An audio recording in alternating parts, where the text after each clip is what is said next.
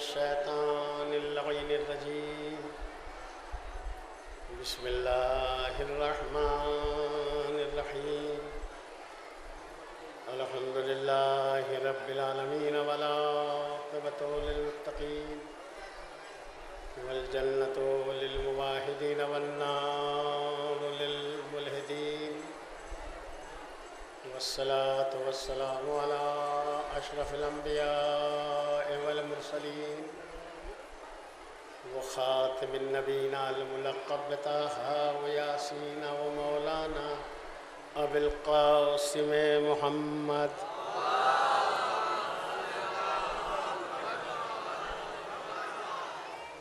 वस्सलातु वस्सलामु अला अशरफिल अंबिया वल मुरसलीन व अहले बैतिहि तय्यबीन अत्ताहिरीन अल गुर्रल मयामीन व लअनतुल्लाहि अला आदाइहिम अजमईन अम्मा बाद फ़क़द क़ाल अल्लाहु तबारक व तआला व क़ौलुहुल हक़ बिस्मिल्लाहिर रहमानिर रहीम या अय्युहल्लज़ीना आमनू क़ू अनफ़ुसकुम व अहलीकुम नारा। सलवात भेजिए मोहम्मद वाले मोहम्मद।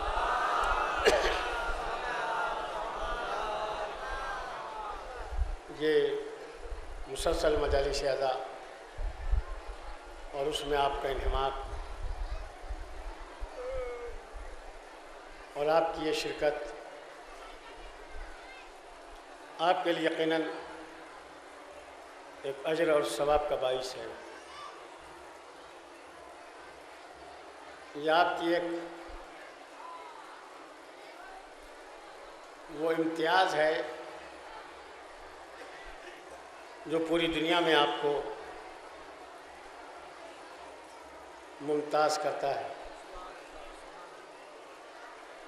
इस वक्त के लिए जो मैंने आयत तिलावत की है ये सूरह तहरीम की आयत।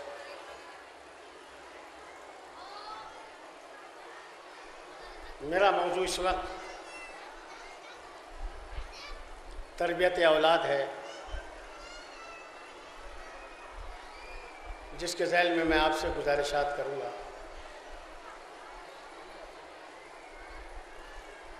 औलादें हमारे पास अल्लाह की अमानत हैं। इसका सबूत यह है, अगर औलाद नहीं होती तो हम अल्लाह से तलब करते हैं, और जब अल्लाह हमें औलाद देता है तो हम उसका शुक्र अदा करते हैं। इसका वाज़ेह मतलब यह है कि ये हमारे पास अल्लाह की अमानतें हैं। हमारी मामूली सी भूल और कोताही कहीं हमारे एहतसाब में इजाफ़ा न कर दे। आप यहाँ फ़र्श अज़ा पर बैठे हैं, ये उन बुज़ुर्गों की तरबियत है जिन्होंने आपको हाथ पकड़ के बचपन से इस अज़ा में लाना सिखाया है। मेरी अहम गुजारिश यह है कि हम भी अपनी औलादों को उसी तरबियत के लिए लाएं और इस तहरीक में शरीक हों जिसने हमें हमेशा इज़्ज़त दी है, एहतराम दिया है। इस फ़र्श पे आने वालों का एहतराम यह है कि हमें जहाँ भी जगह मिल जाती है हम उसे इज़्ज़त समझते हैं। जो जहाँ बैठ जाता है वहाँ वो इज़्ज़त महसूस करता है। आप अपने यहाँ किसी को बुलाइए और बुला के उसे इज़्ज़त न दीजिए, उसे अपने से ऊपर बिठाने की कोशिश न कीजिए, तो इंसान भी एहसास करता है। लेकिन ये वो फ़र्श है कि जो जहाँ बैठा है वहीं अपनी इज़्ज़त महसूस करता है। इसका तक़द्दुस, इसका एहतराम हम अपनी औलादों को देकर जाएं। और वो सबसे बड़ा एहतराम यह है कि हम मजलिस में आए हैं, ये इतनी अहम बात नहीं है जितनी अहम ये बात है कि हम यहाँ क्यों आए हैं। जब हमें इसका जवाब मिल जाएगा कि हम क्यों आए हैं, और ये किसी और से न पूछो कि हम क्यों आए हैं, ये मुक़द्दस जगह है, यहाँ मौला से बताओ हम क्यों आए। मौला, हम यहाँ इसलिए आए हैं, और जब बताओ तो ये समझ के बताओ। सबसे झूठ बोल सकते हो, मैं आपसे बोल सकता हूँ, आप मुझसे झूठ बोल सकते हैं, मैं आपको बेवकूफ़ बना सकता हूँ, आप मुझे बना सकते हैं, और कहिए तो अभी अभी बेवकूफ़ बना के बताया भी जा सकता है, और आप भी झूठी वाहवाह करके मुझे बेवकूफ़ बना सकते हैं। मुझे मालूम है मैं इतनी अच्छी बातें नहीं कहता हूँ जितनी आप वाहवाह करते हैं, मगर चूँकि आपकी आदत हो गई है वाहवाह करना, तो आप वाहवाह करेंगे। लेकिन आप ये समझ लें कि न मैं आपको धोखा दे सकता हूँ, आप मुझे दे सकते हैं, लेकिन जिसकी बारगाह में आए हैं उसे कोई धोखा नहीं दे सकता दुनिया का। आपका मेरा फरीदा बनता है, मेरा फरीदा है यहाँ आने के बाद कि मैं वो दीन बताऊँ जितना मैं जानता हूँ, और आपका भी फरीदा है जितना जानते हैं एक दूसरे को बताएं। इसे शरीयत की इस्तिलाह में अम्र बिल मारूफ कहते हैं, नहीं अनिल मुनकर कहते हैं। अम्र बिल मारूफ और नहीं अनिल मुनकर, जैसे नमाज वाजिब है, रोज़ा वाजिब है, हज्जो ज़कात व खुम्स व जिहाद वाजिब है, इसी तरह अम्र बिल मारूफ वाजिब है, नहीं अनिल मुनकर वाजिब है। और शहीद मुताहरी लिखते हैं इससे ऊपर वाली जो 6 बातें हैं अगर वो कमज़ोर पड़ने लगें, अगर नमाजें कमज़ोरी का शिकार हो जाएं, अगर हज्जो ज़कात जो है वो भूल का शिकार होने लगे, तो अम्र बिल मारूफ नहीं अनिल मुनकर ये नमाजों से ऊपर आ जाता है, रोज़े से ऊपर आ जाता है, ताकि बताया जाए इसके ज़रिए नमाजें क्या हैं, रोज़े क्या हैं, हज्जो ज़कात क्या हैं, हम क्या हैं, हमारा दीन क्या है, हमारा फरीज़ा क्या है। सलवात भेज दे, इंशाअल्लाह मैं आपकी खिदमत में अब मैं इसको शुरू करता हूँ। मोहम्मद वाले मोहम्मद पर सलवात भेज दे आप।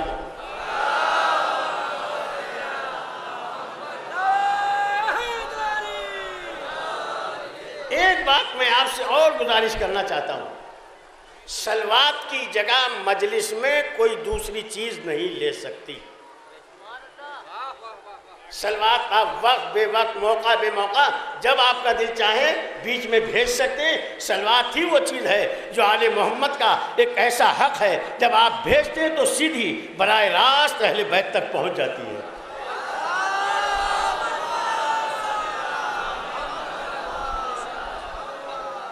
और बाकी रहा नारों का, इसका उसका, मुझे ज़रूरत नहीं है। आप अगर लगाते होंगे या आपका काम इसके बगैर नहीं चलता है तो आप उस काम को कर सकते हैं, लेकिन मैं आपसे कहूँगा सलवात वो चीज़ है, इसकी जगह मजलिस में कोई दूसरी चीज़ नहीं ले सकती। वरना जब से मजलिसें शुरू हुई हैं दूसरी चीज़ें भी होना चाहिए थी। अलबत्ता जब से मजलिसें कायम हुई हैं दुरूद हमेशा से हमारी पहचान रहा है, अहले बैत की शान रही है। सलवात भेज दें मोहम्मद वाले मोहम्मद।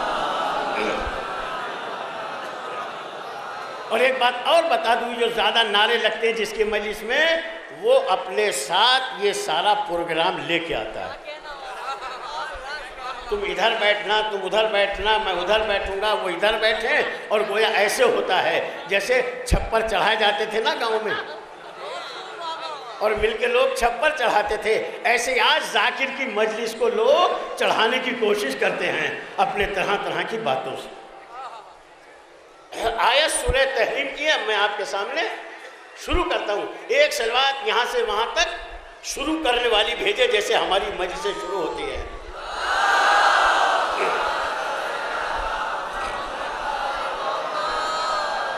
अगर आपने आयत का तर्जुमा भी सही से सुन लिया, क्योंकि हम सुनने के आदी हैं, समझने के नहीं हैं।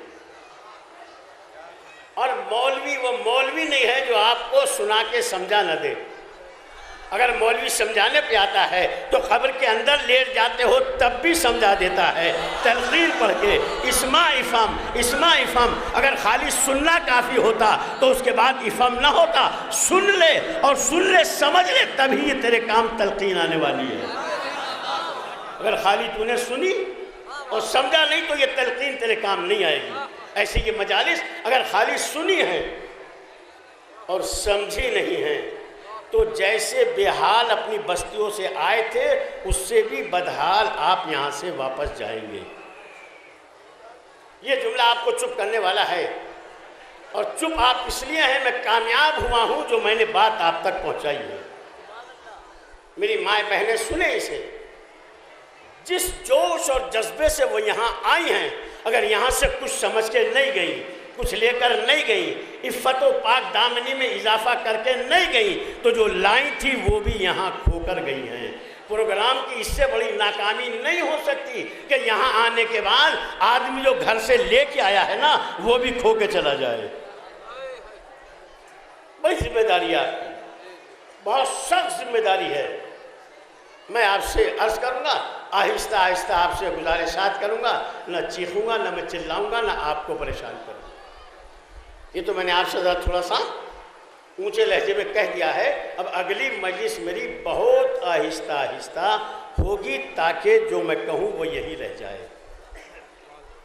आपने देखा है कि बारिश दो तरह की होती है, एक तो बहुत तेज़ बरसती है धड़-धड़, वो जहाँ बरसती है वहाँ नहीं रुकती, वो सारा बाहर बह के निकल जाता है।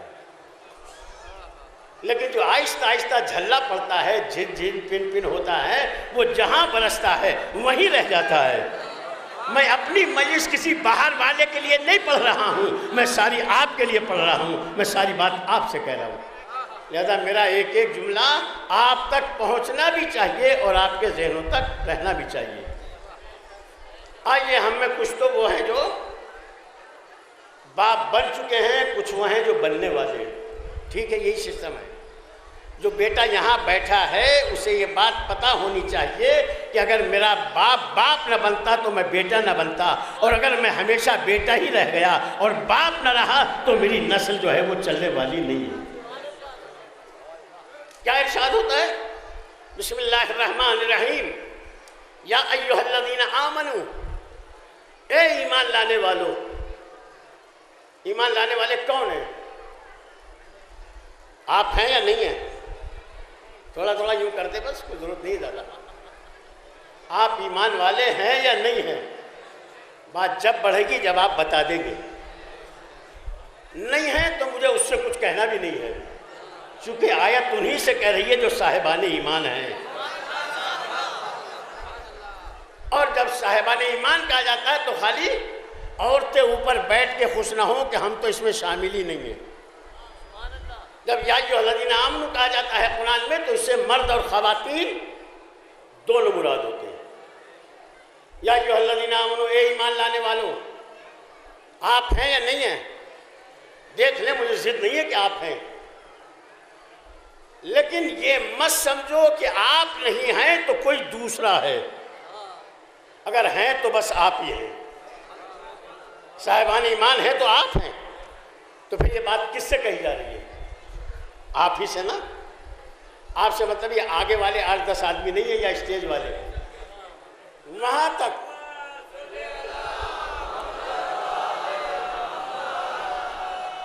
देखिए, ये सलात खुद ही भेज दी थी बगैर मेरे कहे, लिहाजा आप इनका साथ दें।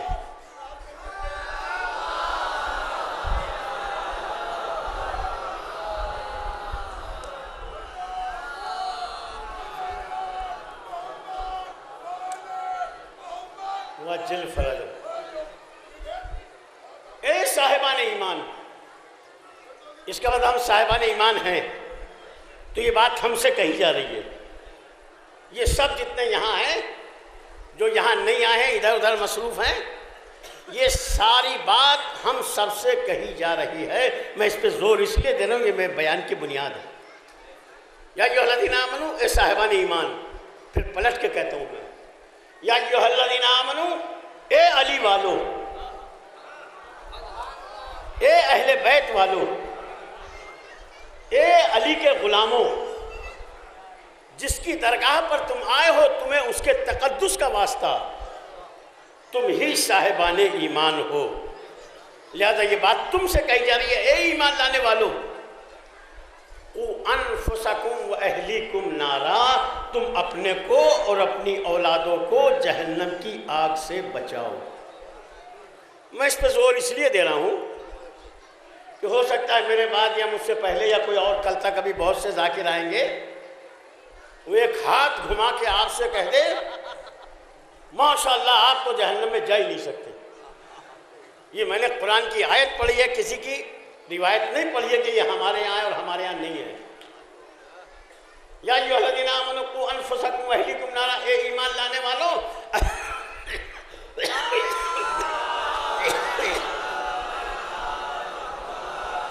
ए मर्द और सारे ईमान लाने वाली औरतों, अपने को और अपनी औलादों को जहन्नम की आग से बचाओ। आपको धोखा दिया जाता है और ये आपके साथ मिंबर से बहुत बड़ी धोखाधड़ी हो रही है, आपको एहसास नहीं है। आप कल से मजालिस सुन रहे हैं, ये मेरा जैसा सिर फिरा आया है जो अपनी मजलिस को पिटवाने आया है आपसे, वरना मजलिस चलाने के लिए मुझसे भी वो सारे काम आते हैं और कहो तो मैं करके दिखा दूं, लेकिन वक्त नहीं है। मैं आपसे गुजारिशात करने आया हूँ।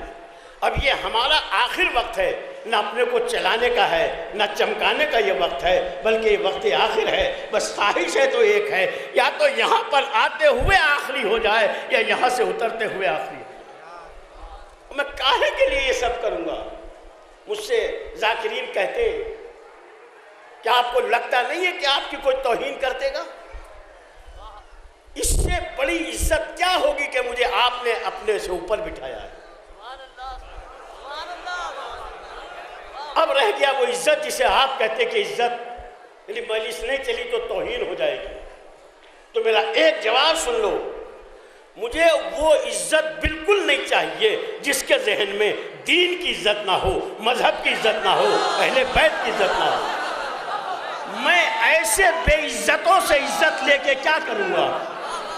वो इज्जत मेरे किस काम की है? क्या काम आएगी मेरे?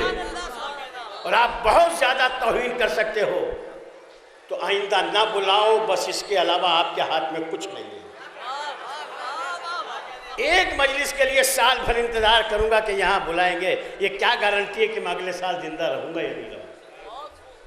इसलिए मैं चाहता हूँ कि आप तक दर्द दिल मुंतकिल करूँ।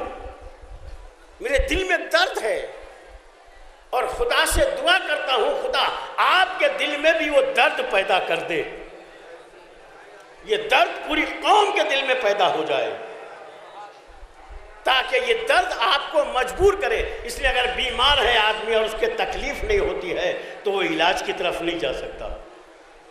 अगर हमें अपनी बदहाली का पता ही नहीं है तो हम उस बदहाली को दूर कैसे करेंगे?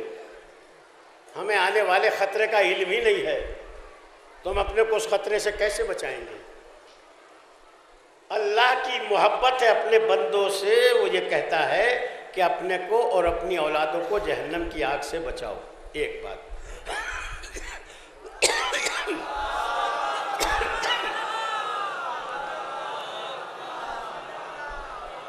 एक बात हो गई, पॉइंट टू पॉइंट बात करता हूं।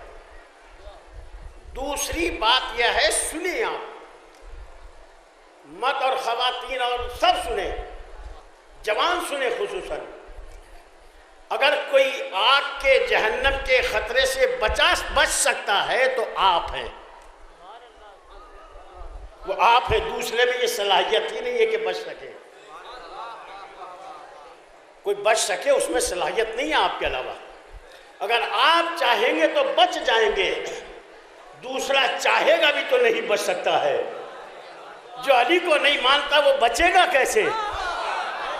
जो अली वो औलादे अली को नहीं मानता वो बचेगा कैसे? आप में पूरी सलाहियत है कि आप बच भी सकते हैं, बचा भी सकते हैं। ये हमें खुदा ने बताया है, हम बच कैसे सकते हैं? ये अब थोड़े वक्त में जितना मैं जानता हूँ, थोड़ा बोड़ा, मैं कोई बहुत पढ़ा लिखा आदमी नहीं हूँ, एक तालिब इल्म हूँ।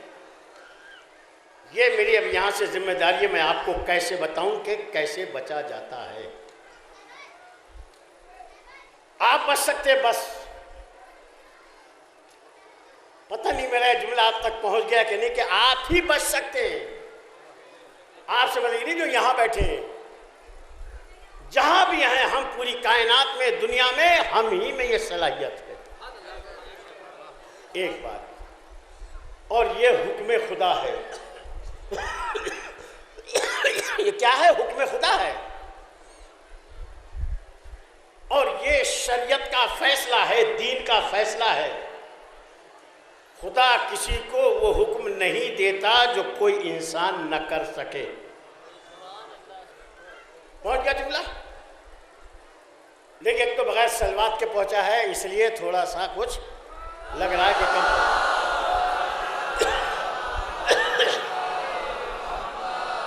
मैंने क्या अर्ज किया? मैंने अर्ज किया कि मैंने अर्ज किया आपसे कि आप ही बचा सकते हैं। एक बात, ये हुक्म खुदा ने किसे दिया है? साहिबाने ईमान को दिया है। समझ लें, साहिबाने ईमान को दिया ये हुक्म। और खुदा कुरान में खुद कहता है, ला युकल्लिफुल्लाहु नफ्सन इल्ला वुसअहा।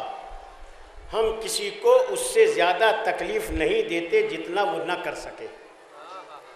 अगर हम ना बचा सकते तो खुदा हमसे कभी नहीं कहता कि बचाओ। इसका मतलब हम बचा सकते हैं। मुझे अब फिर कभी, अब तो फ़ोन नंबर सबके मौजूद है, सबके पास हैं, मुझसे बाद में भी आप बात कर सकते हैं। ढूंढ के, मशवरा करके, अपने में जो आप में सबसे ज़्यादा होशियार और ज़हीन लगता हो उसको शामिल करके मुझे अभी बता दे, फिर बता देना। एक हुक्म खुदा ऐसा है जो खुदा ने दिया है और हम उसे नहीं कर सकते। ठीक है, रुका इसलिए हो कि सोच लो अगर किसी के जहन में आए।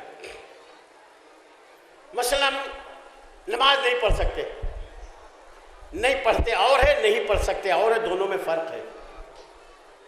नहीं पढ़ते कहो और है, कहो आप। नहीं पढ़ते, नहीं पढ़ सकते, फर्क है नहीं दोनों में।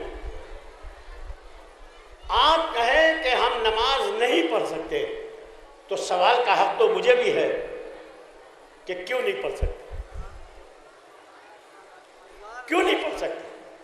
दफ्तर जाके दूसरों की नौकरी कर सकते, रक्षा चला सकते, फावड़ा कुदाल चला सकते, 250 रुपए के लिए दिन भर मजदूरी कर सकते हैं, है ऐसा या नहीं है? हम नमाज नहीं पढ़ सकते तो क्यों नहीं पढ़ सकते? तो एक साहब अगर खड़े होके ये कहें मैं इसलिए नहीं पढ़ सकता कि मुझे चक्कर आता है, मुझे, मैं खड़ा होता हूं तो मुझे चक्कर आता है। देखिए, थोड़ा थोड़ा अगर कहते रहे, आधी आधी मजलिस 50-50 कर लें, आधी आप पढ़ते हैं आधी हम, तो बुढ़ापे में मुझे थोड़ा सुकून भी मिल जाए। मैंने क्या कहा? मैं खड़ा होता हूं तो मुझे या मिर्गी का दौरा पड़ता है, समझ लो किसी, मैं चकराता हूं। शरीयत क्या कहती है? अगर खड़े होके चक्कर आता है तो बैठ जाओ। मैं बैठ के भी नहीं पढ़ सकता, कहा तो लेट जाओ। लेट के भी नहीं पढ़ सकता, कहा इशारे कर लो। इसलिए दीन में भागने वालों की कोई जगह नहीं है। और अगर तुम खुद भगोड़े हो तो किसी भगोड़े को कहने का कोई हक नहीं पहुंचता है। सलवात भेज दे मोहम्मद वाले मोहम्मद।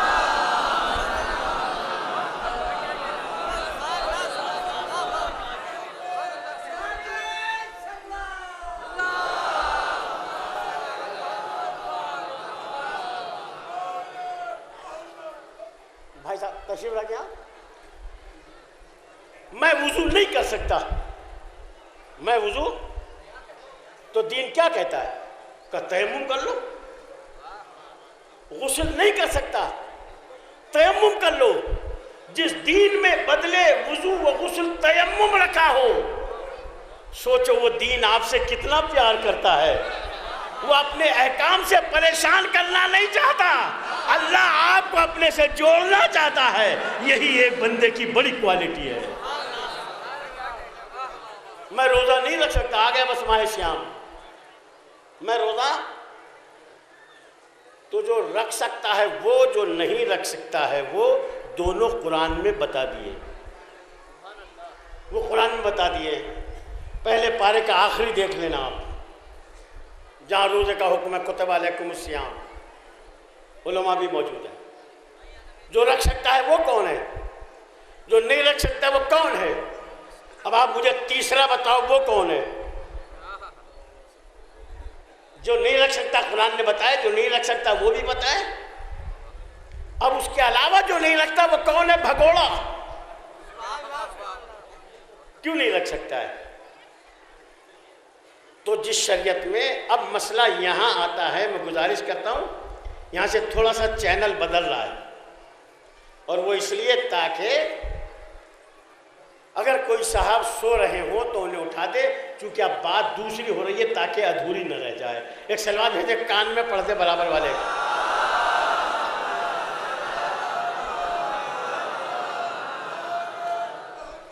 देखिए, इतना फन पढ़ते पढ़ते हुनर आ गया है कि अगर मैं ना चाहूँ तो कोई यहाँ भी नहीं सो सकता, सो नहीं सकता कोई, अगर मैं ना चाहूँ। और अगर मैं भैया ढील दे दूं कि क्या किसी के ज़ाती मामलात में मुदाखलत करे, तो फिर सोने दो किसी को। ये हो सकता है बेचारे के घरेलू हालात क्या हैं, घर में कोई सोने देता है, नहीं सोने देता, बेगम की फरमाइश से उसे हो सकता है बेचारे को इस तरह रातों रात जगाती हो कि सुबह को क्या करूँगा, तो आके बेचारे मजलिस में सो जाते हैं। कुछ आदतन सोते हैं, कुछ परेशान होकर सोते हैं, तो हो सकता है भाई आपकी घरेलू कुछ मजबूरियां हो, इतने सुकून से घर कौन सोने देता है, बीवी बच्चे फरमाइशात, ज़्यादा यहाँ आ गए, आपको सुकून मिल गया, पंखा चल रहा है। गांव देहात में तो बिजली भी नहीं आती है जो पंखे में सो जाए, तो लिहाजा सो रहा है तो सो रहा है, बस मैं उससे कुछ नहीं कहूँगा। लेकिन एक बात मैं ज़रूर कहूँगा, ताकि महशर में कल को आपका मेरा आमना सामना हो तो आप ये न कह सके हमें कोई बताने नहीं आया था। मैं बता रहा हूं, मैं आपको बता रहा हूं, मैं एक दुआ की अपील आपसे करता हूं, चूंकि मैं कह रहा हूं इसलिए मेरी जिम्मेदारी ज्यादा है। आप मेरी तौफीक के लिए दुआ करें खुदा से।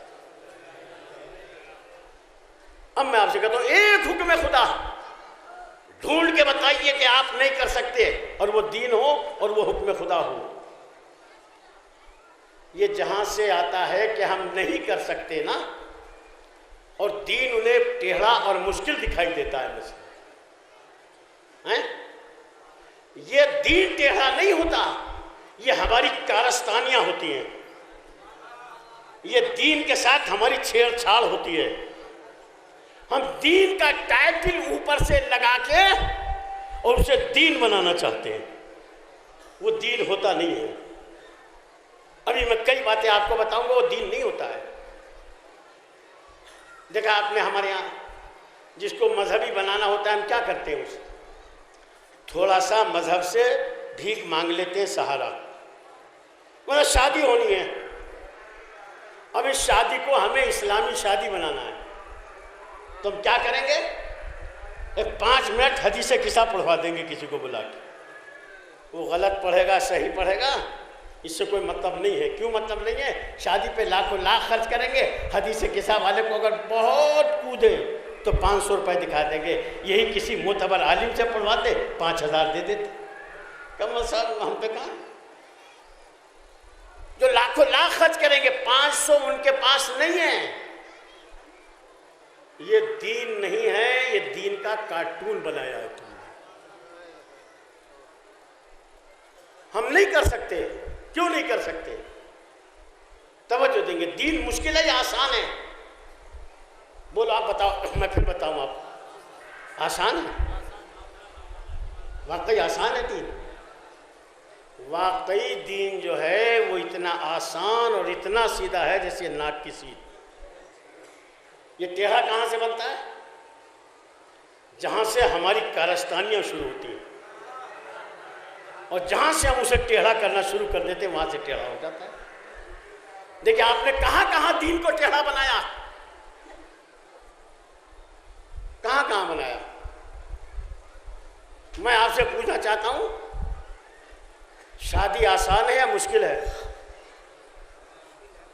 जैसा लगता हो किसी को, जैसे जिसका ऊंट कहीं को निकल गया हो पहाड़ के नीचे, उसे पता होगा वो बता दे।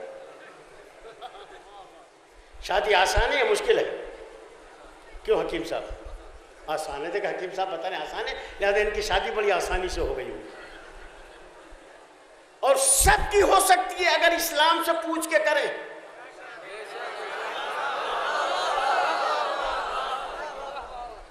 हम खाली दीन की एक्टिंग करते हैं। अरे यहां मौला की बारगाह में आके तो एक्टिंग करते हैं। क्या एक्टिंग करते हैं? मौला साहब तारीख रखी जानी है, लड़की की शादी है, तो मौला साहब क्या करें? क्या मौला साहब जरा कैलेंडर, जंतरी, तंजीम की डायरी, ये सारे औजार हथियार लेके आइए ताकि हम एक अच्छी सी तारीख रख लें शादी के लिए। हमें लगा बड़े दीनदार हैं, जो शादी की तारीख इतनी एहतियात से रख रहे हैं, वो इस शादी की तारीख में कितने अच्छे तरीके से करेंगे। तारीख अच्छी रखी क्योंकि अच्छा काम होना है ना। देखिए हमने दीन को क्या बनाया है। एजुकेटेड लोग जो हैं वो शायद मेरी बात से इत्तेफाक करेंगे या नहीं करेंगे, लेकिन जो मेरे भाई हैं, मेरे जैसे गांव देहात के हैं, वो मेरी इस बात से सहमत होंगे। डायरी भी खुल गई, कैलेंडर खुल गए, जंतरियां खुल गई। आप खुद ही देख रहे हैं जंतरी क्या है। ये जंतरी तो लफ्ज ही इस्लामी नहीं है। जंतर मंतर इस्लाम ने कहा है बताइए आप मुझे। अब बेचने वाले भी जंतरी के बड़े होशियार होते हैं, वो भी उसे इस्लामी बनाते हैं। जैसे आप शादी को इस्लामी बनाते, वो उसके आगे लिख देते इस्लामी जंतरी, हो गई मुसलमान जंतरी। अब उसमें वो तवाहुमात, तलिस्मात और क्या क्या चीजें होती हैं, बात देर हो जाएगी। शादी की तारीख रखी गई, हम समझे ये शादी इस्लामी होगी। अब पहले तो ये होता था शादी में कि लड़के वालों से अपील करनी पड़ती थी कि भाई देखो जहेज यार थोड़ा कम ले लो, फरमाइशें ना करो, अच्छा नहीं है भाई, जिन्हें अपनी लड़की दे दी उसने क्या रख लिया यार। अब ऐसे लड़के होते थे जो हाँ ठीक है मौला साहब, लेकिन वो भी थोड़े थोड़े टेढ़े होते। कहते मौला साहब हमें कुछ नहीं चाहिए, बस बारात की खातिर हो जाए खाली। अब देखिए चला, ये टेढ़पन चली, बारात की खातिर क्यों हो जाए? ताकि इनके जिम्मे से, लड़के के जिम्मे से वलीमा कमजोर पड़ जाए। और अब ये जो बारात लेके चले चोर डकैतों की तरह जाके हमलावर हुए लड़की वाले के लिए। पहले तो लड़के वालों से कहना पड़ता, अब तो लड़की वाले ही तसल कर रहे हैं। मौला साहब लड़की है, शादी कहाँ है कहीं देखें, और इंशाल्लाह ऐसी शादी करेंगे कि खुश हो जाएंगे। अब ये तसल करते हैं लड़की वाले, इन्होंने मुसीबत खड़ी कर दी। 4 पहियों की देंगे, 18 टायर का ट्राला देंगे, 2 पहियों की भी देंगे, और फ्लैट देंगे, और क्या क्या नहीं देंगे, नगद भी देंगे। शादी मुश्किल है या आसान है? ये आसान थी, मुश्किल आई कहां से? इसलिए तुमने दीन में अपनी कारस्तानियां शामिल कर दी, वरना शादी पैदाइश हक है हर एक का। इसे इतने आसान तरीके से होना चाहिए ताकि गरीब भी शादी कर ले, अमीर भी शादी कर ले, जो कुछ नहीं जानता वो भी शादी कर ले। हमारे यहाँ क्या होता है? शादी अब क्या होता है? जब बारात की खातिर कर देना मौला साहब, चलो कर देंगे। और जरा शादी हाल में हो, कहाँ हो? शादी हाल में। शादी हाल में इस्लामी शादी हो सकती है? आप समझा दें तो शायद मेरी समझ में आ जाए, मैं छोटे जहन का आदमी नहीं समझ पा रहा हूं। इस्लामी शादी, शादी हाल में खाने लगे यहां से वहां तक, डिशों पे डिशें लगी हैं, और निकाह 5 मिनट का जो काम है वो तो इस्लामी होता है, उसके बाद वहां इस्लाम को घुसने भी नहीं दिया जाता।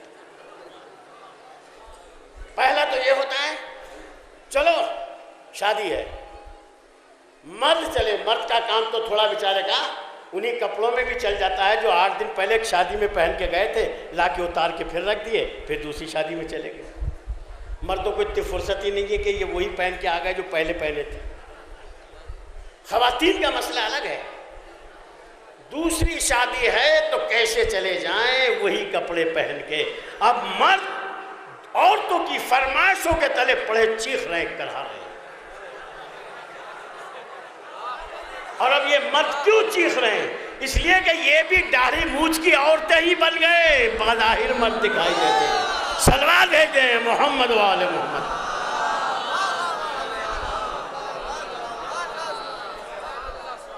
और जब शादी हाल में होती है तो किसी औरत के लिए ये जरूरी होगा कि ब्यूटी पार्लर से निकल के जाए।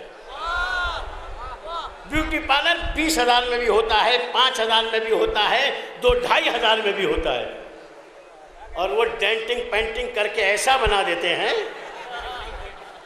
कि शायद आप ही अपनी बीवी को न पहचाने। और अब वो ब्यूटी पार्लर से होके जाती है। आप देखिए कितना होता है। और जब ये डेंटिंग पेंटिंग होके वहां तक पहुंचती है, अब किसी ने देखा ही नहीं तो फिर इनके तो पैसे ही बेकार गए। ये इस्लामी शादी है, इस्लामी, किसी ने देखा ही नहीं और इन्होंने बतेरा अपने को बेहिजाब किया। शरीफ था तो गर्दन झुका ली, लफंगा था तो उसने हो सकता है नजर डाल ली, इनके पैसे वसूल हो गए। अब हदीस सुनिए, हदीस मुबारका ये है कि जो औरत अपने शौहर के अलावा बनाव सिंगार करती है उस पर खुदा लानत करता है, फरिश्ते लानत करते हैं।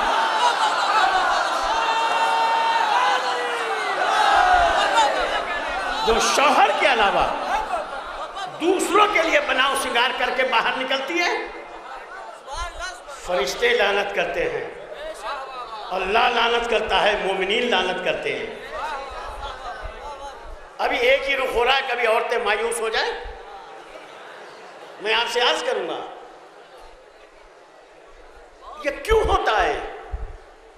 ये शादियों में नहीं होता, ये जोगीपुरे में भी होता है। अब मैं मसले शरीयत बताता हूं, मुश्किल है या आसान? बहुत आसान है। जोगीपुरे आना मुश्किल है या आसान है? आसान है। ये अभी शायद वो बोल रहे हैं जो जिनका ऊंट अभी निकला नहीं है पहाड़ के नीचे को। ये तो उन शौहरों से पूछो जो घर मकान घेर रहे हैं बैठे, और यहां आ गई है वो। और होता क्या है? होता यूं है कि महल्ले की एक मुंह बोली खाला जा रही है, जरा मेरी बिटिया को ले जाओ। मुंह बोली फूफी जा रही है, जरा मेरी बिटिया को ले जाओ। आपने अपनी नामूस दूसरे के हवाले की क्यों? अगर कुछ हो जाए तो जिम्मेदार कोई नहीं है, आप जिम्मेदार हैं। सलवार भेज दे मोहम्मद वाले मोहम्मद।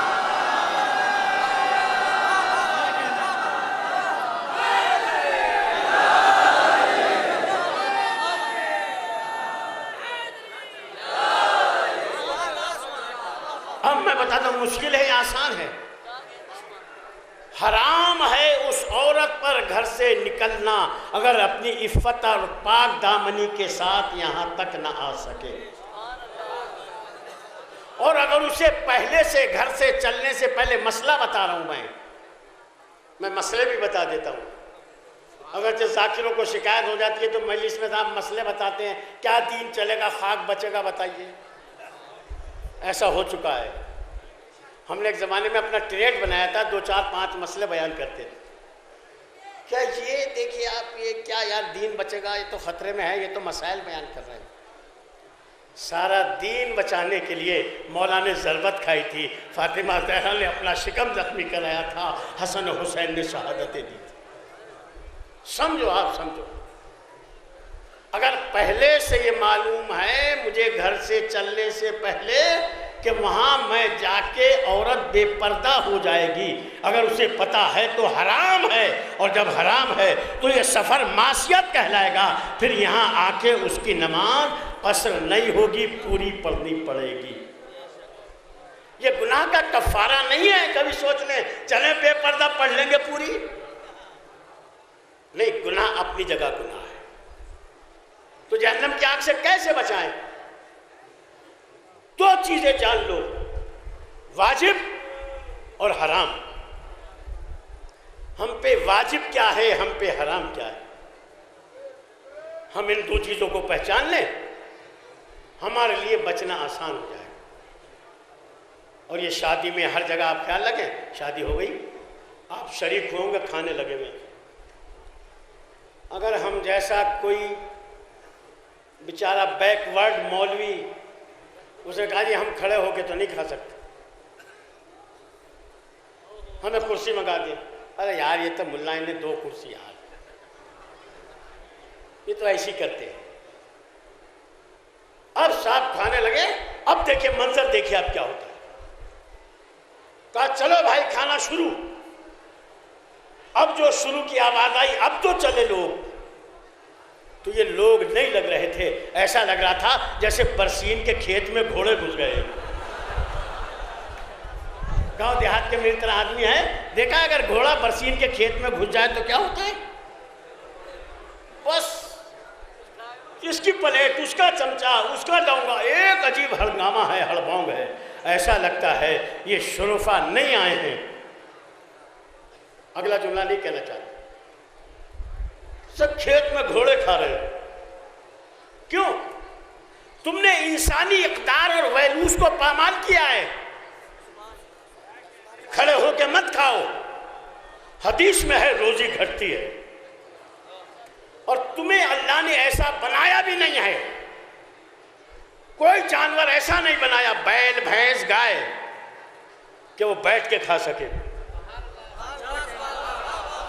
और आदमी को ऐसा नहीं बनाया कि वो खड़े होके खा सके। खड़े होके खाने के लिए कई हाथ चाहिए, कम से कम 6 हाथ हो, एक में रोटी, एक में बोटी, एक से प्लेट, एक में लुकमा। अब ये 2 हाथ करे क्या क्या? इनके कपड़े साने, उनकी शेरवानी खराब की, उनका खाना बर्बाद किया। 2 हाथ से कैसे खा सकता है खड़े होकर? तो जब इंसानों की जगह जानवर आ जाएं, जानवरों की जगह इंसान ले लें, तो फिर दीन समझ में आने वाला नहीं है। हमारी परेशानी क्या है? खुदा कहता है बचाओ। बहुत सी बातें मैं आपकी खिदमत में अर्ज कर सकता था। बचाएं, कैसे बचाएं? पहला काम यह है कि जब आपकी आगोश में बच्चा आता है बच्चा या नहीं आता? किसका बच्चा आता है? बच्चे तो कुत्ते और बिल्ली के भी आते हैं। आपकी गोद में बच्चा नहीं आता, आदमी आता है। आपकी जिम्मेदारी है सही इंसान तरबियत करके माशरे के हवाले करना, ताकि शिया माशरा तश्कील पा सके और बेहतरीन अहले बैत के चाहने वाले पैदा हों। वो कैसे पैदा होते हैं? वो शादी के तरीके हैं जो अहले बैत ने बताए हैं। अब तो चैट, मोबाइल, वेबसाइट उसी पर तय हो गया। फैसला माँ बाप को सुना दिया, यहाँ होना है, वरना जानते क्या होता है? इस वरना में बारूद भरी है, बारूद। वरना क्या? बस समझ लो आप अब्बा, वरना क्या होता है? वरना ये होगा, ना कार्ड छपेंगे, ना बारात जाएगी, ना वलीमा होगा, सबसे छूट जाओगे। मगर नाक कैसे बचाओगे? वरना बस अब वहाँ से क्या होता है, ये काम बड़ों के हैं। जब छोटे अपने हाथ में ले लेते हैं तो उनसे जो बच्चे पैदा होते हैं वो हादसाती बच्चे पैदा होते हैं। जो हादसात से पैदा होते हैं उन्हीं से हादसात पैदा होते हैं। वो जहाँ भी इज्तिमा में जाते हैं तब वहाँ हादसा करते हैं, मजलिमे में जाते हैं वहाँ हादसात पैदा करते हैं, जोगी पूरे आते हैं वहाँ हादसात करते हैं। ये वही हादसाती औलादे हैं जिन्हें कोई शराफत की इत्तिला नहीं है। अल्लाह ने दीन के जरिए मर्द और औरत के ताल्लुकात को कितना मोहतरम और मुकद्दस बनाया है।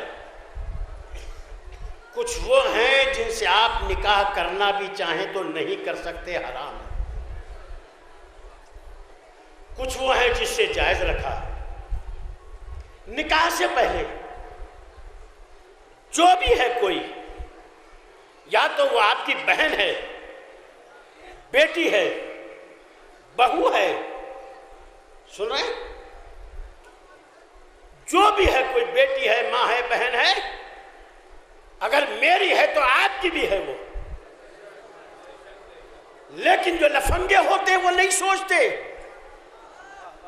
फिर उनसे हादसाती बच्चे पैदा होते हैं जो खाली जज्बात से सोचते हैं। अल्लाह ने मुकद्दस रिश्ता रखा है, इसलिए रखा है ताकि उससे मुकद्दसात पैदा हों। आपने लेके खुद ही कर दिया,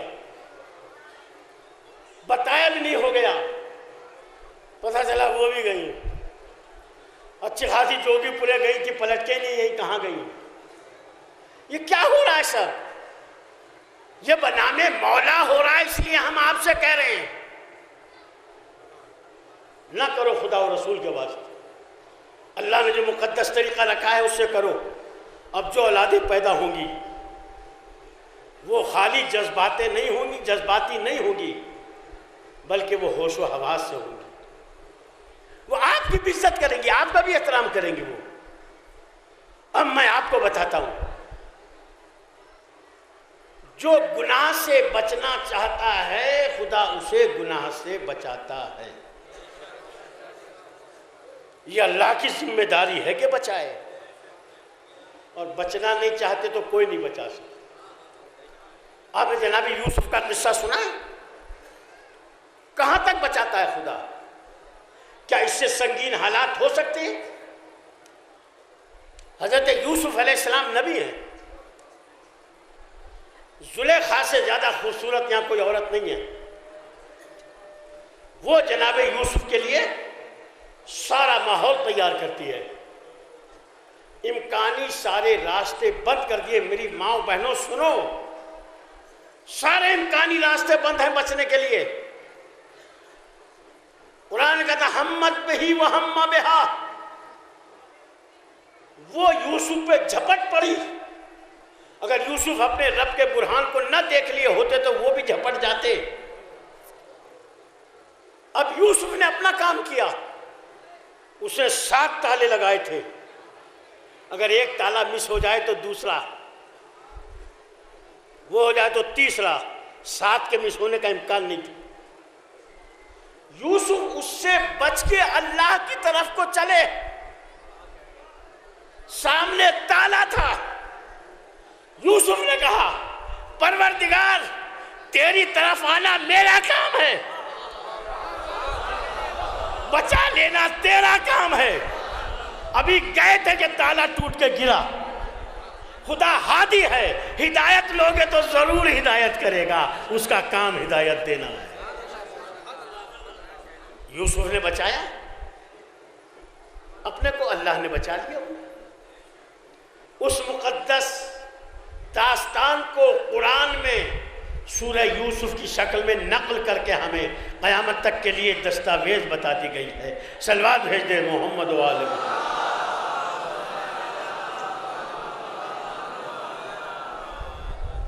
शादी हो तो कैसे करे? औलाद चाहिए तो क्या हो? एक खातून चाहिए। खातून कैसी हो? खातून खाना हो। अब ये कि रिश्ता जाता है तो हमारा मतलब लड़का करता क्या है? हमने कहा लड़का ज़रा बस ऐसे ही दीन की खिदमत से करता है, बेचारा ऐसे ही है। कहा तुम साहब बहुत उम्मत है, कहीं कर लिया नहीं, खाएगा कहाँ से? देख रहे हैं आप, ये दीन है, खाएगा कहाँ से? जो खुदा तुम्हें पैदा करके नहीं भूला, इन्हें भूल जाएगा? आपको नहीं भूला, मुझे भूल जाएगा? नहीं, ज़रा ऊपर की आमदनी हो तो ज़रा ठीक रहता है। मुझे साहब ज़रा लड़की आसूदा रहे, चलो ठीक। अब लड़की ढूंढी। अब देखिए आसान है मुश्किल है, रसूल फरमाते हैं, हदीस है, शिया सुन्नी सब यहाँ लिखी है, सहाबा किराम मौजूद है। हुजूर इरशाद फरमाते हैं, व इय्याकुम खज़राइद दमन। बहुत गौर से सुना, माँ बहनें भी सुने, इसलिए कि मुझे तो माई बहनें ज़्यादा दिखाई दे रही हैं, तो बेचारे भाई तो थोड़े ही से हैं, और वो भी इस तरह से पाठों के बीच में हैं, और कुछ तो खुद ही सर पे बिठा लिया है, उसका इलाज भी क्या है। हुजूर फरमाते हैं, वइय्याकुम खज़राइद दमन, अपने को उस सब्जी और हरियाली से बचाओ जो चिरकीन और कूड़े के ऊपर बरसात में जमाती है। देखा आपने, हरियाली चिरकीन पे जमाती है, गंदगी के ऊपर। इय्याकुम खज़राइद दमन। साहबा ने कहा, हुजूर आपकी मुराद क्या है इससे? कौन सी हरियाली है ये जो इससे बताना चाहते हैं आप? तो इसे जुमले को सुने। तो आपने इरशाद फरमाया, यानी वो औरत जो जाहिर में खूबसूरत हो और बातिल में बदचलन हो, उससे कभी अच्छी औलाद की तवक्को नहीं कर सकते हो, इससे अपने आप को बचा के रखना। सलवार भेज दे मोहम्मद वाले।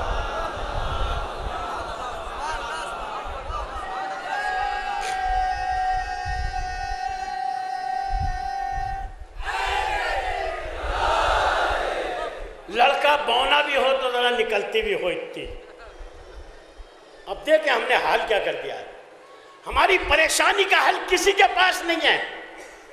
ये हमारे साथ अमेरिका ने नहीं किया। कभी आप सोचो अमेरिका की साजिश है ये हमारी दीन से नावाकिफियत है और हमारी तरबियत सही नहीं हुई है। अब तरीक़ा क्या है? तरीक़ा भी बताता हूँ। कहें तो सलवार से बता दें और कहें बगैर सलवार के, जैसे आप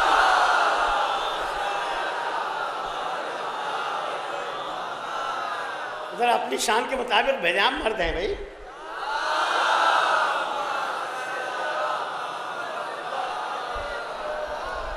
देखिए तो तय के ख़वातीन सलवार ज़रा अच्छी भेज लेती है। कभी जनाब सैयदा की कहानी सुनती है ना बेचारी, दमादम सलवार, और वहाँ भी के कुम्हार के आवे में लड़का गिर गया, अल्लाहुम्मा सल्ली अला, और वहाँ से निकल आया, कहा फिर सलवात अल्लाहुम्मा। तो इतनी सलवातें भेजते हैं, तो कम से कम सलवात में तो आप घरवाली के शागिर्द बनी जाएं।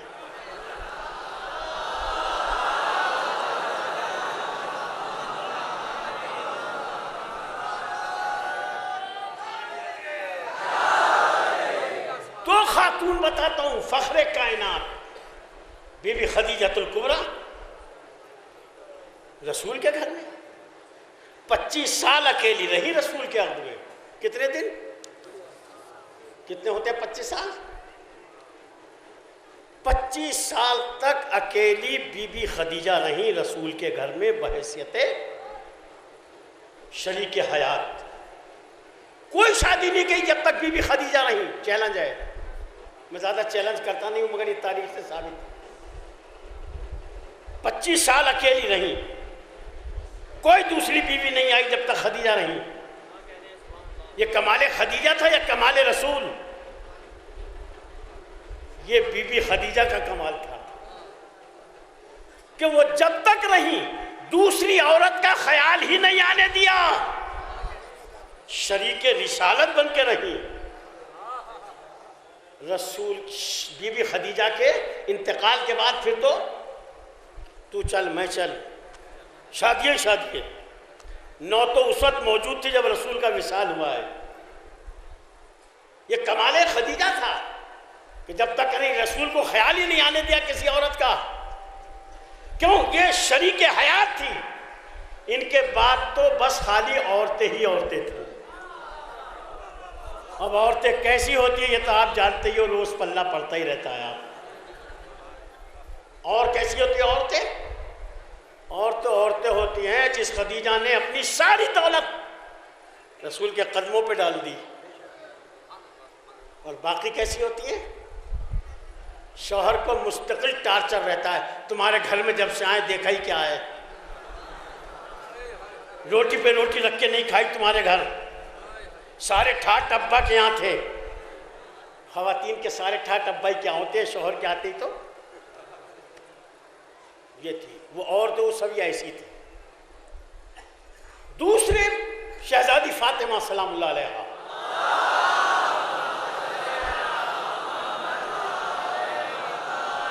जब तक ये मखदूमा जिंदा रही, मेरी जान कुर्बान, अली ने कोई शादी नहीं की। अली ने कोई शादी, जनाबे फातिमा जब तक उनके घर में रही कोई शादी नहीं की। ये कमाले फातिमा था। और फिर क्या हुआ? शहजादी फातिमा की शहादत हो जाती है। अब अली को शादी करना है। बहुत होश से सुनिएगा, अली को शादी करना है। शादी के बाद तो अब अली बच्चे तो नहीं है, और बच्चे भी ना हो तो इमाम बचपने और जवानी से कोई फर्क भी नहीं पड़ता है, इमाम इमाम होता है। अली हमें अक्लो होश देने के लिए अपने बड़े भाई अकील को बुलाते हैं। किसे? अकील अली से 20 साल बड़े थे। अकील को बुलाया और अली ने अकील से बुला के कहा, मैं आहिस्ता आहिस्ता कह रहा हूँ, ज़रा इधर बाहर भी जा रही है तो थोड़ा पहुँच जाए तो अच्छा है। अब आप चुप रहिए, ज़रा बाहर वाले सलवात पढ़ दे तो मैं समझ लूँगा कि अरे भाई सलवात उधर से आनी चाहिए, वहाँ से। हाँ।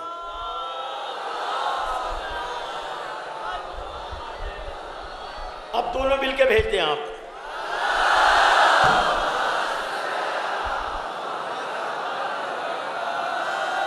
तो आपको पता चल गया मैं भिजवा सकता हूँ सलवातें।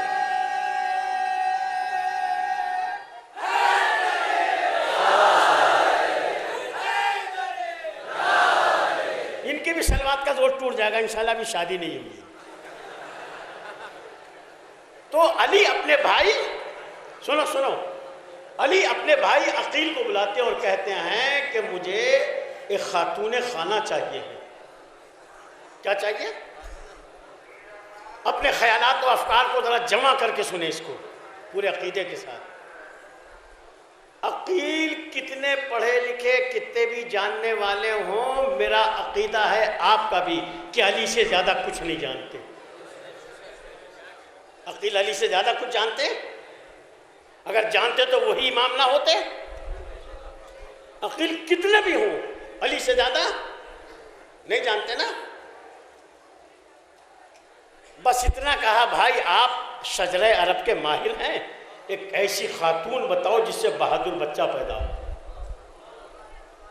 जिसके घर में पहले से हसन हुसैन जैसे बच्चे हों। उसके बाद अली को एक खातून की जरूरत है। अब कैसा बच्चा चाहते होंगे अली? अली ने क्यों किया ऐसा? ताकि अली के मतवाले, चूंकि हम ये समझते हैं कि हम अली को अपने कर्तव्य से मुतवज्जे कर लेंगे, मसलन कान छिदवाले, कलावे लपेट लें, कड़ा पहन लें, छल्ला पहन लें। ये हरिद्वार है, यहीं से जब आते हैं तो उनके भी कलावे होते हैं। अगर मर जाए तो पता भी न चलेगा कि ये कलावा है कहाँ का। अली को इन कलावों से मुतवज्जे नहीं कर सकते आप, कान छिदवा के नहीं कर सकते आप। अली कैसे मुतवज्जे होते हैं मैं बताता हूं आप। लिहाजा इन करतबों से बचो। इन और ठगों से बचो। दीन धागों का, कलावों का नाम नहीं है। दीन एक अकीदे का नाम है और अकीदा एक निज़ाम शरीयत का नाम है। सल्लल्लाहु अलैहि मोहम्मद व आले मोहम्मद। जो दुनिया के रास्तों पे भी चोर रास्तों से चलते हैं, जो दुनिया में भी टेढ़े दाखिल होते हैं, वो दीन में भी टेढ़े रास्ते से दाखिल होके कलावे बांध के समझते हैं हमने अली का हक अदा कर दिया। ये नहीं जानते बेचारे। 5 पैसे का कलावा आपसे 5 रुपए ले लिए, उसका काम चल गया और आपने सोचा मेरा भी भला हो गया। मैंने अपने को यूं मस करने वाली चीज नहीं है ये दरगाहें। ये अली को अपने अंदर हाजिर करके उतार लेने वाली बातें हैं, तब अली मुतवज्जे होते हैं। मैं बताऊं आपको, अली फरमाते अकील मेरे भाई मुझे एक खातून खाना चाहिए। अकील अली से ज्यादा नहीं जानते, मगर हमें बताने के लिए ताकि हम दीन को टेढ़ा ना बना लें, का ये काम खुद ना कर भागना, ये घर के बड़ों से लिया जाता है। बाप नहीं होता तो बड़ा भाई बाप की जगह होता है। लिहाजा बाप से मदद लेना। अब्बा शादी, चलो कह दो, और तो कहना भी बड़ा मुश्किल काम है शरीफ बेटे के लिए, लेकिन चलो कह दो कि अब्बा शादी कर दो। खुद ही चैट कर करा लिया सेटिंग।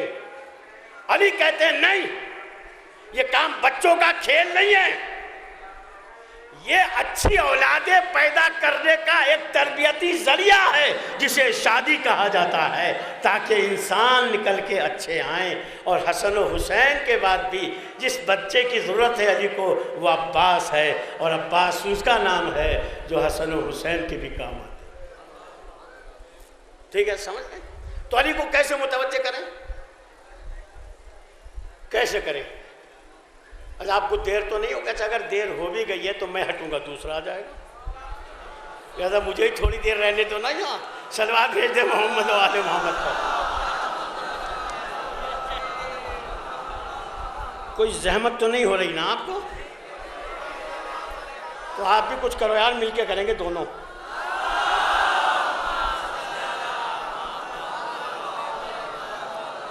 अली कैसे मुतवज्जे होते हैं?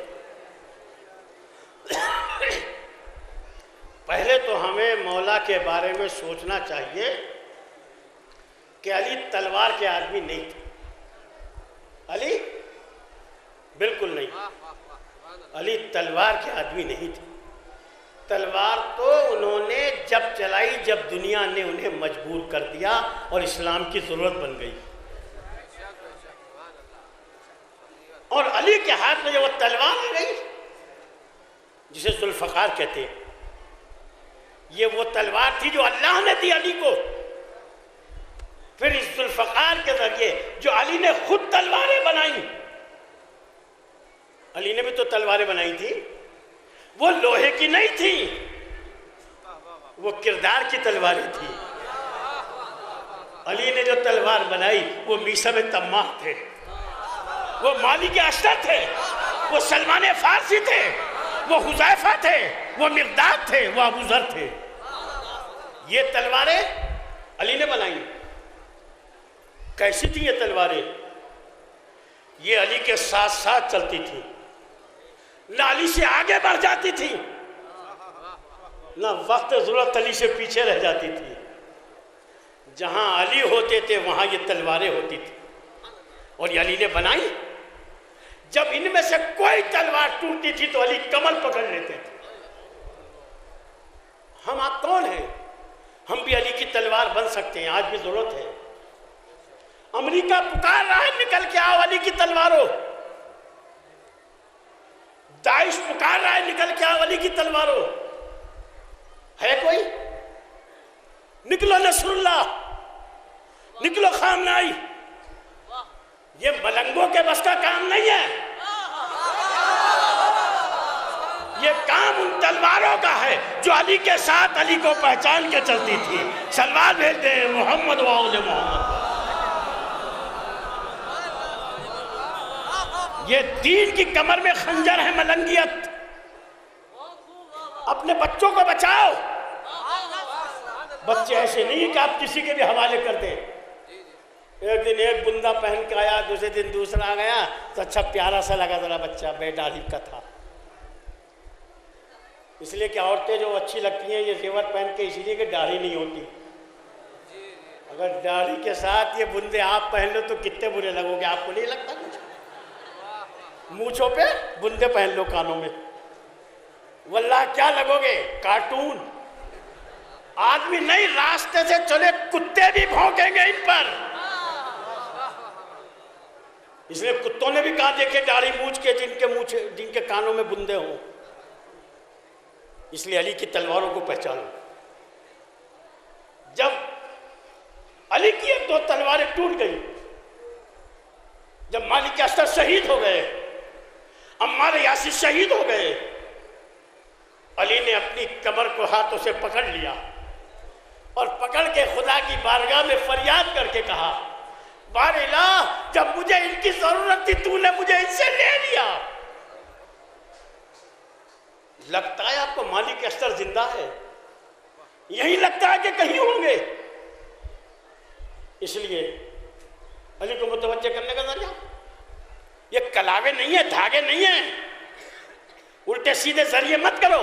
यहां आओ तो ये समझ के आओ, अली को धोखा नहीं दे सकते तुम।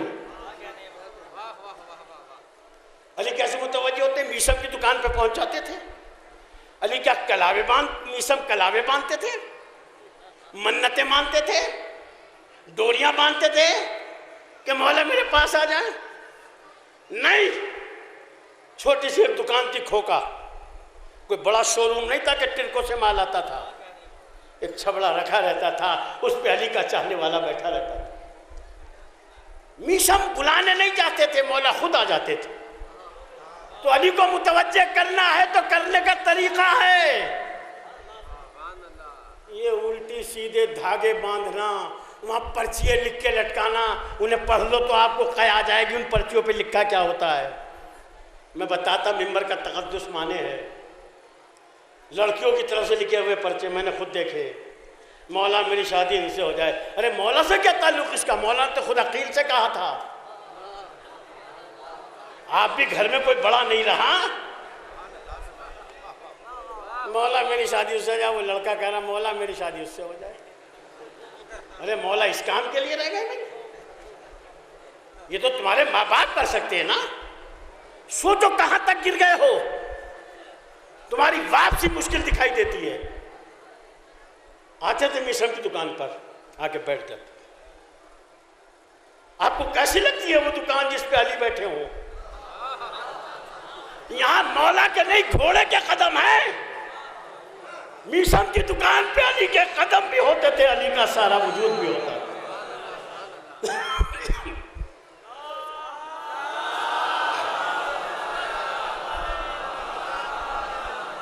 अरे रहम खा के भेज रहे हो तो भाई सभी रहम खा लो, फिर मिलके एक सलवात पर।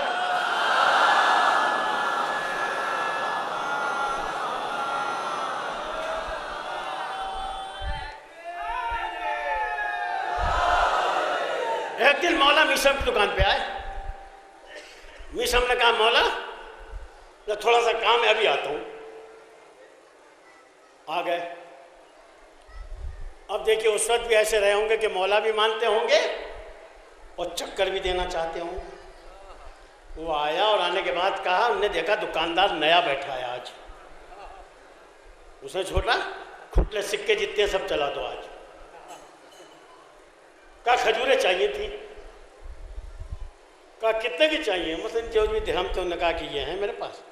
कहा तो ये तो इधर रख दो, और जितने तुम्हारे पैसे ईमानदारी से उतनी खजूरें छबड़े में से ले लो। उसने उठा ली और चला लेके थोड़ी दूर पे रख के जब चला तो एक मुंह में रखी उसने। अब जो रखी तो काट नहीं कटती, जोर लगाया थोड़ी सी टूटी, सारा मुंह कड़वा हो गया। बड़ा तनतनाता हुआ आया। कहा ये कैसी खजूरें? कहा कि वो अच्छी नहीं है तो अपने पैसे ले लो, खोटे पैसे थे। और खजूर इधर रख दो। मैंने आपको हंसाने के लिए नहीं सुनाया है, मैंने हंसा के आपके होश को ताज़ा किया है। और मैं पूछना चाहता हूँ, अली वहाँ जाते थे, आप यहाँ अली के पास आए हो ना, ये समझ के आओ, सबको धोखा दे सकते हो, अली को नहीं दे सकते ना। तो क्या बेहतरीन तरीका है।